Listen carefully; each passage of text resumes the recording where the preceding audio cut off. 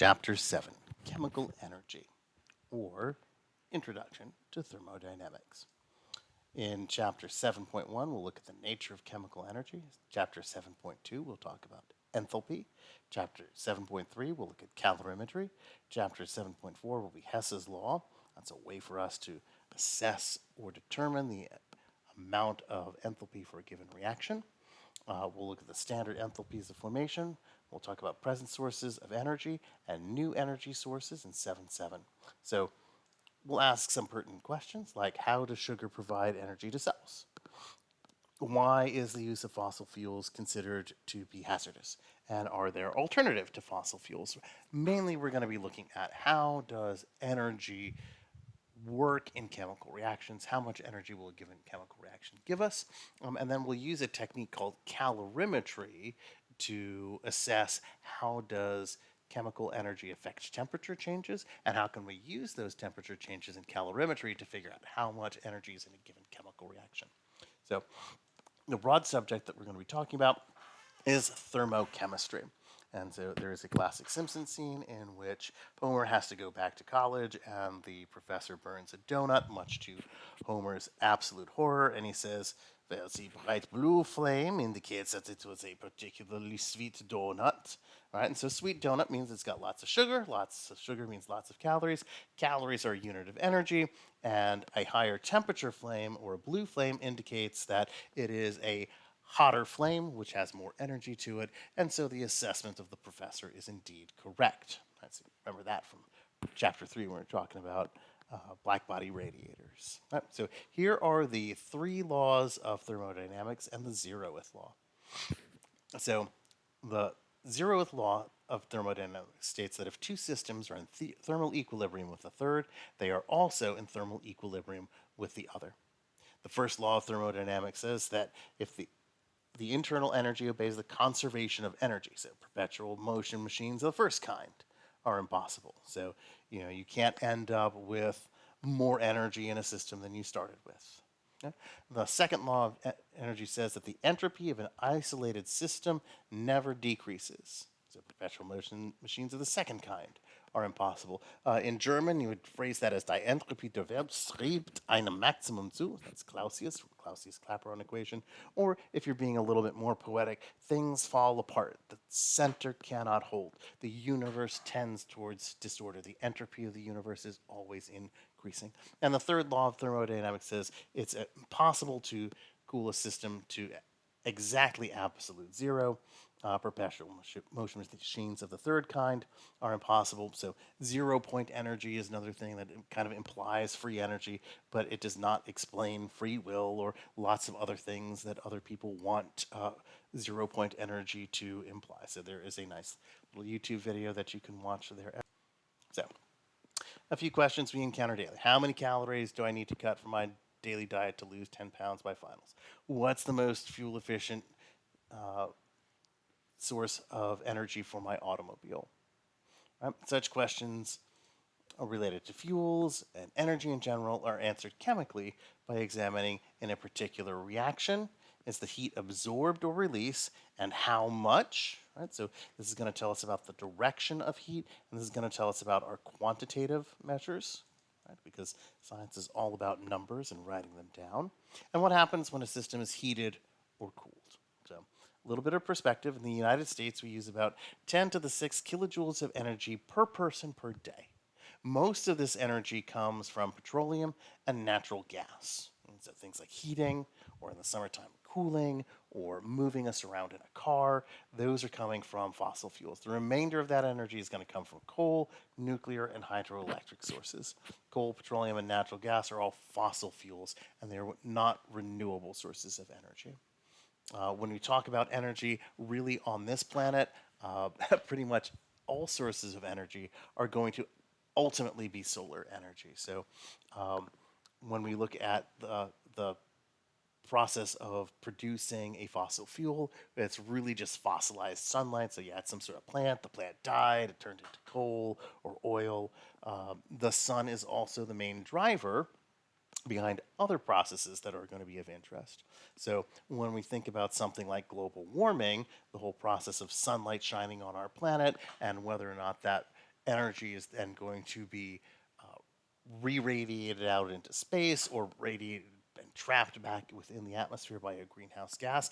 Those are all thermochemical processes. All right, so first thing we need to talk about is energy. So energy is the capacity to do work or produce heat.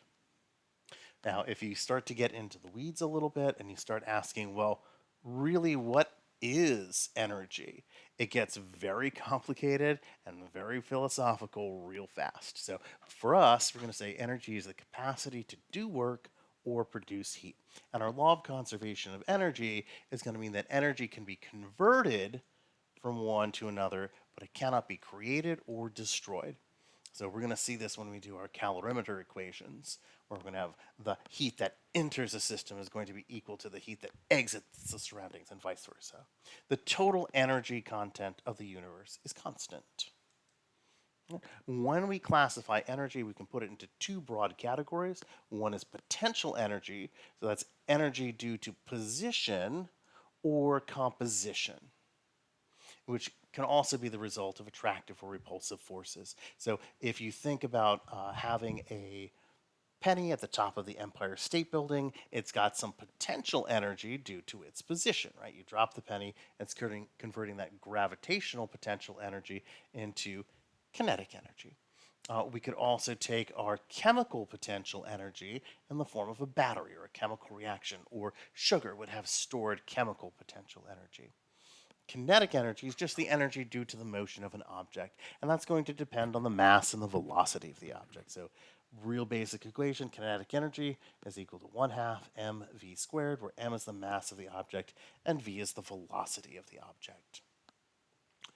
In chemistry, the nature of chemical energy, we're going to be dealing with a couple of different units. One of the traditional units that we've got is called the calorie. That's the old unit. And a calorie is equal to 4.184 joules. 1 calorie with a capital C, right, sometimes called a kcal, is 1,000 regular calories, or 4.188 kilojoules. Right? And if you look at something like a food label, right? It's going to have something in calories. So over here, it's got calories from fat, right? These number of calories in here, these are uppercase C calories or kilocalories. Now, 1 calorie, lowercase cal, is the amount of heat or energy to raise 1 gram of water by 1 degree Celsius. So 1 kilocalorie is going to be the amount of energy needed to raise 1 kilogram of water by 1 degree Celsius. Or in other words, you could flip that around and say how much energy is it going to take to raise 1 gram of water by 1,000 degrees Celsius, which is a lot cooler. The joule is the SI unit of energy, and it's the amount of energy possessed by a 2 kilogram mass moving at a speed of 1 meter per second. So that's 1 joule is 1 kilogram times meter squared per second squared, or 1 Newton times meter when you're discussing force. If you've got one of the fancy European labels, and I'll try to bring one of those to class for us, instead of having calories, they will have energy written in here, and they will have it listed usually in kilojoules.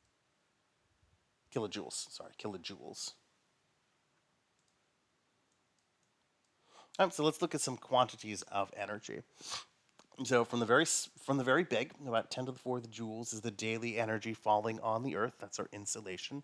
The energy of a strong earthquake is going to be about 10 to the 21 joules. The daily output of the Hoover Dam is going to be like 10 to the 15th joules.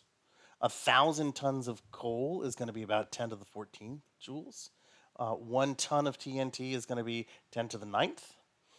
Down here, 1 calorie is about 4 joules. If you take the heat of combustion from 1 mole of glucose, that's about 10 to the 6th joules.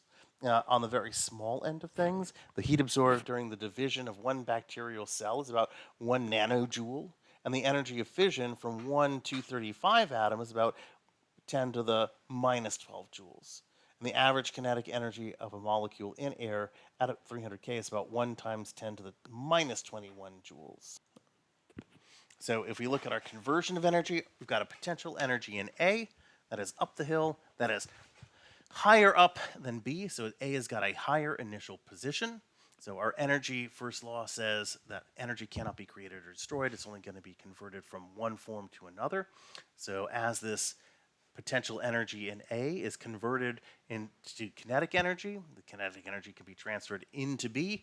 B is then going to move up the hill, and it's going to convert that kinetic energy back up into potential energy or positional energy. The kinetic energy in A is partially transferred to the surface as it rolls down, and we see that as frictional heating. So it's going to get a little bit warmer on A, and then you have this talk as this guy's up the hill, right? And you convert the energy from A into energy in B. So A is going to lose its kinetic energy, B is going to gain kinetic energy, B rolls up the hill, converts its kinetic energy back into potential energy. And so let's look at some more terms.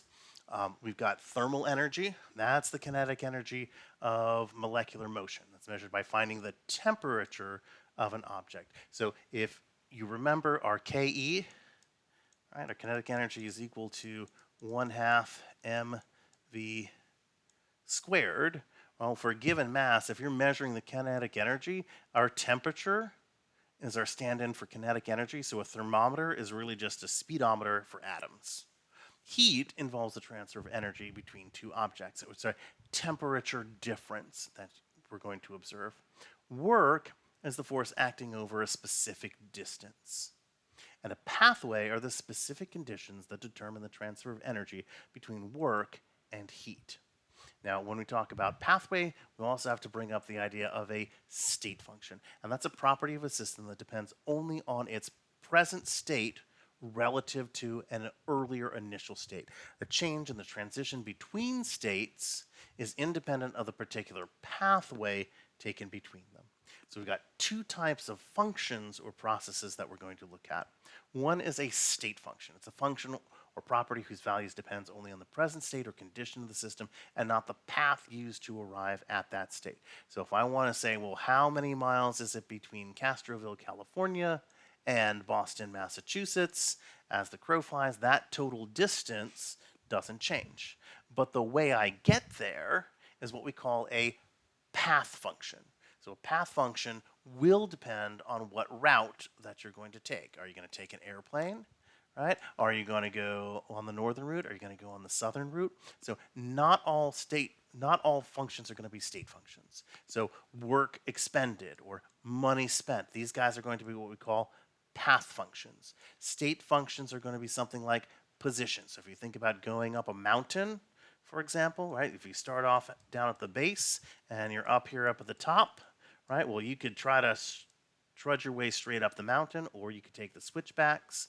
Two different sets of work to do that, but your position between your initial and your final state, right, doesn't care. So your gravitational potential energy won't change. So energy, pressure, volume, temperature, these guys are going to be state functions.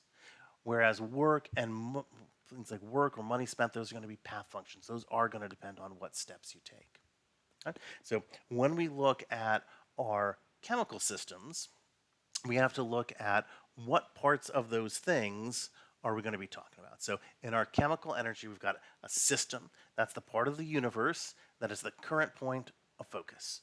Our surroundings are going to be everything else in the universe. So everything outside of our system. So oftentimes our system will be a chemical reaction, and our surroundings will be the room in which they're taking place, or if it's a solution, it might be the bulk of the solution, it might be the container that they're placed in.